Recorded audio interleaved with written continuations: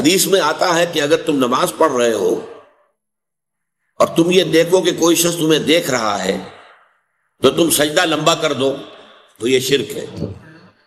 پہلے تمہارا سجدہ فرض کیجئے 10 سیکنڈ کا تھا، جب تم نے دیکھا کہ کوئی تمہیں دیکھ رہا ہے اب آپ نے 5 سیکنڈ کا اضافہ کر دیا، 15 سیکنڈ کا سجدہ کیا۔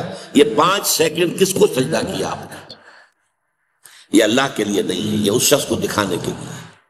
یہ شرک خفی، ظاہر بات ہے کہ اس کو ہم دیکھ نہیں سکتے، اس پر فتویٰ نہیں لگ سکتا، یہ دل کا معاملہ ہے، اندر ہی اندر کا معاملہ ہے۔ اس میں صرف سمجھایا جائے گا کہ دیکھو بھائی یہ بھی شرک ہے۔